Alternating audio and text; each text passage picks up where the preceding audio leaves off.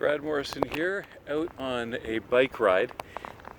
After a big storm here in southwestern Ontario, the rain came down and then the clouds passed, and this was my opportunity. Get out on the road, get some biking in for the day. Today's Wednesday, and Wednesday mornings is Bible study every week at Strathroy United Church. We took a look this morning at the story of the beheading of John the Baptist. John is being protected by King Herod. King Herod makes a promise that he has to keep, and the penalty for that promise is John getting his head cut off. The conversation today focused on what's the separation between church and state? What does it mean to cut off any dialogue between what happens in our religious life and in our civic life?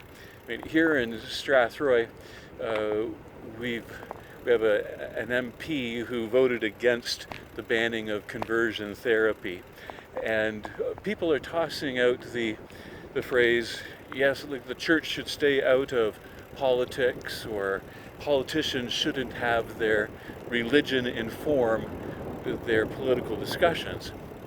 And I don't know if I would go that far as to understand the separation of church and state to mean that, as a person of faith, that my faith can't inform how I think politically or how I act as a citizen.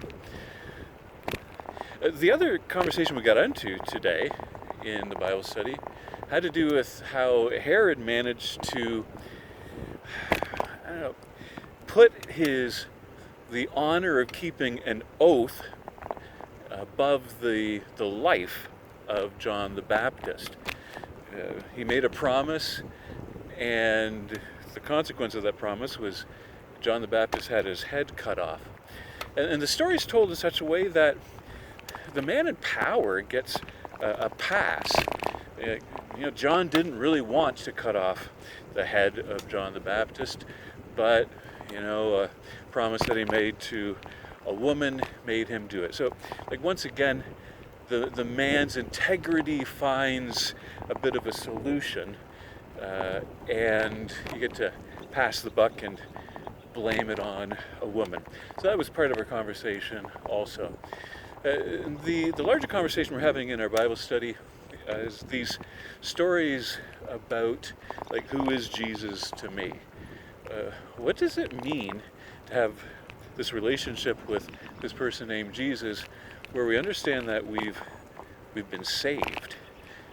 That's not language that comes easily to us as people in the United Church. What does it mean for us to have a story of being saved? What does it mean to have a story saying once we were lost and now we're found, I should say.